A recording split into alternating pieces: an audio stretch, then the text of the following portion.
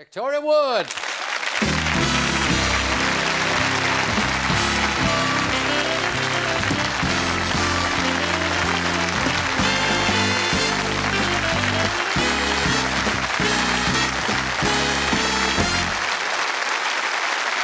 Victoria, I don't know whether you drink, but something there if you feel, you know. I was just watching the video, I've seen you on stage, and one thing which is wonderful, you just seem to get so much fun out of the ordinary, trivial things, humdrum life. You take it and get the fun out of it, like kids. Kids, yeah. Kids. Are they a prime subject? Well, I suppose they are. I suppose you dwell on the things that are stressful. Like, one of my worst things is having to get my children ready for school with all their right things by a certain time in the morning. I call this like the 10 to 9 factor. Like, because up until 10 to 9, you're laughing, joking, kissing, best mummy in the world. You look at the clock. It's 10 to 9! Come on, get your coat on, get your coat on.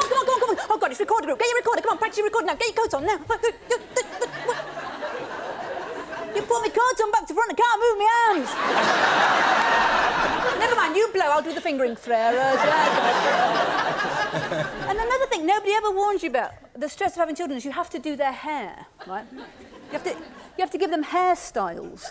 I mean, I had to fill in a form the other day and it said, what have you discovered about yourself since becoming a mother? And I had to put that I'm crap at plaits. This is terrible moment when your child looks up at you with a little trusting face and says, Mummy, I want a French plait. I'm going, are you sure? Anything else you'd rather have, like drugs? I'm reduced to taking her to the doctors and saying, she's got a rash on her head. I can't see anything. No, do a French plait, you know.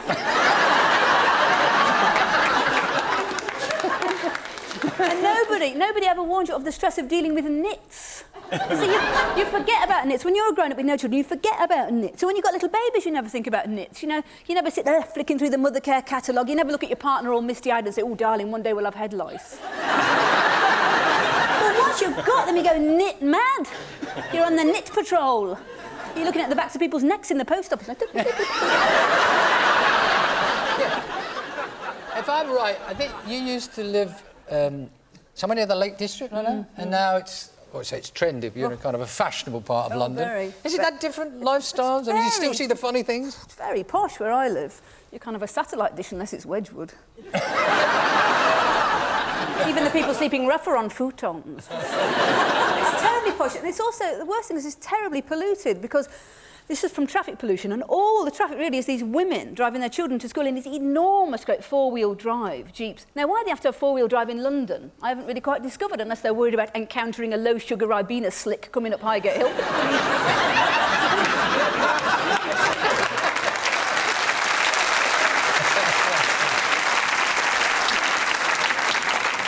But they all drive these enormous four-wheel drive, big tanks, you know, great bars on the front to repel rhinoceroses and machine guns mounted on the roof, mooses' heads dangling off the spare wheel. This is all to deliver one spindly child to the fluffy bunny Montessori nursery half a mile up the road. But these mothers, they are so competitive. Like, if your child has a birthday party, like, you can't just go out and buy a birthday cake, you know, from a shop. You have to make it yourself out of one of those books. When I was at it myself about 3 weeks ago, I was up till 3:45 in the morning, frigging about with licorice bootlaces. Trying to do Thomas the Tank Engine. You feel like phoning them up, the people who write these books. I felt like phoning her up, Jane Asher. Was this your idea? A shunting yard made of sponge fingers?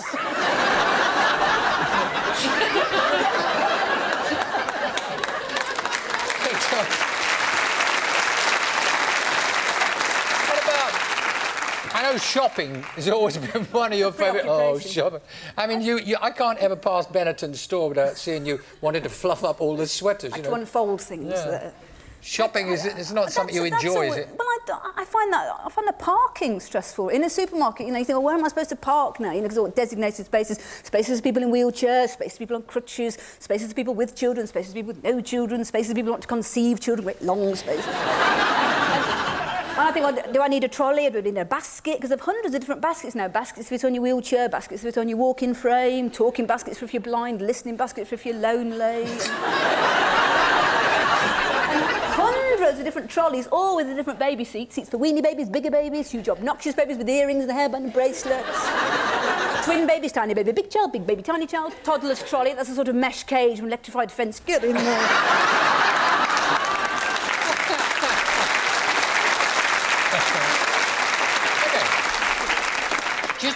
Just for a second, getting you off the domestic front, talking show business. I do go out. You do, don't you? You're really into it. But a wonderful source of material, obviously, for you.